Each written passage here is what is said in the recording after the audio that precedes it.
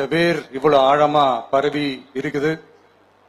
இத பல வருஷமா கண்டுக்காம விட்டது யார் என்றது நான் சொல்லிதான் உங்களுக்கு தெரியணும்னு அவசியம் இல்லை, அது உங்களுக்கே நல்லா தெரியும். இப்ப அதை பத்தி பேசியும் பிரயோஜனம் இல்லை. முதல்ல இந்த போதைப் பொருள் நடமாட்டத்தை வேரோட பிடுங்கி எறியணும். அப்படி எரிஞ்சாதான் இந்த பெண்களுக்கான இந்த சேஃப்டி ரொம்ப ஸ்ட்ராங் ஆகும். இது ரெண்டுமே ஸ்ட்ராங் ஆனாலே ஆட்டோமேட்டிக்கா சட்டம் ஒழுங்கும் சரியாகும். இந்த 3 விஷயம் சொன்னல, இந்த போதைப் பொருள் நடமாட்டம், பெண்களுக்கு எதிரான இந்த கொடுமை, இந்த சட்டம் ஒழுங்கு, இது 3மே ஒண்ணுக்கு ஒண்ணு இன்டர்லிங்க்ட் தான். இதுவும் இப்ப புதுசா வந்த பிரச்சனை கிடையாது, பல வருஷமா இது இன்டர்லிங்க்டா தான் இருக்குது. இதெல்லாம் ஏன் எதுக்குன்றது இப்ப முக்கியம் இல்லை, இது எப்படி சரி செய்ய போறோம்ன்றதுதான் முக்கியம். பட் அதே நேரத்துல இன்னொன்னையும் நம்ம மனசுல எடுத்துக்கணும். இந்த பெண் குழந்தைங்களுக்கான இந்த பாதுகாப்பு இது வெறும் சட்டம் ஒழுங்கு சம்பந்தப்பட்டது மட்டும்தானா அப்படின்னு கேட்டீங்கன்னா இல்ல, இது சமூக ஒழுங்கும் சம்பந்தப்பட்டு இருக்கு. சமூக ஒழுங்குல தனி மனித ஒழுங்கும் சம்பந்தப்பட்டு இருக்கு. தனி மனிதன் ஒழுங்கா இருந்தாலும் அந்த சமூகம் தன்னால மாறும்.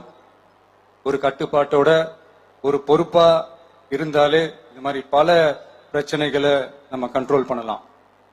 படிக்கிற இடத்துல, வேலைக்கு போற இடத்துல, டிராவல் டைம்ல, ஆனா டெய்லி லைஃப்ல பயம் இல்லாம மரியாதையோட நம்ம பெண்கள் வாழணும். அதுக்கான ஒரு அட்மாஸ்பியரை நம்ம கிரியேட் பண்ணணும். அதுதான் நம்மளுடைய ஃபர்ஸ்ட் டார்கெட்டு. இவ்வளவு நேரம் நான் இதெல்லாம் ரொம்ப சாஃப்டா சொல்லிட்டு இருந்தேன். ஆனா பெண்களை தொந்தரவு செஞ்சுட்டு அப்படியே எஸ்கேப் ஆகி போயிடலாம்னு நினைக்கிறவங்களுக்கு நான் ஒரு வார்னிங்காவே சொல்றேன்.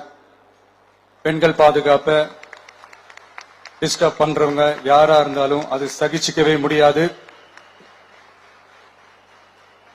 அவங்களுக்கான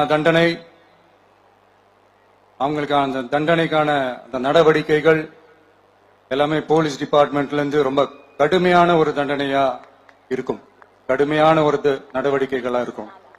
அந்த தண்டனை, அவங்களுக்கான அந்த சார்ஜ் ஷீட் எல்லாமே ரொம்ப ஃபாஸ்டா ஸ்பீடா அது செயல்படுத்தப்படும். என்ன ஒண்ணு, அந்த ஸ்பீட்ல நிரபராதிகள் யாரும் தண்டிக்கப்பட்டிருக்கூடாது. இதையும் காவல் அதிகாரிகள் மைண்ட்ல எடுத்துக்கணும். தப்பு செஞ்சவங்களுக்கு மட்டுமே அந்த உண்மையான கடுமையான தண்டனை கோர்ட் மூலியமா வாங்கி தரணும். அப்பதான் அதை பார்த்து தப்பு செய்ய நினைக்கிறவங்களுக்கு கூட தப்பு செய்யக்கூடாதுன்ற அந்த ஒரு பயம் வரணும். இந்த சிங்கப்பெண் சிறப்பு படைக்காக நம் அரசு சார்பாக முதற்கட்டமாக 354 கோடிக்கு மேல நிதி ஒதுக்கப்பட இருக்கு.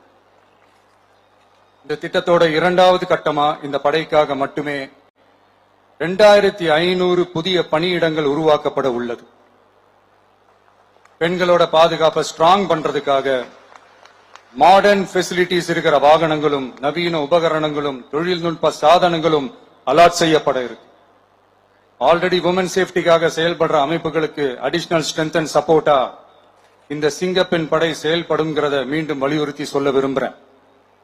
பெண்களுக்கு எதிரான குற்றங்கள் நடக்கிறதுக்கு முன்னாடியே அதை தடுக்கிற காவல் நடவடிக்கையில இந்த படை முக்கிய பங்கு வகிக்கும்.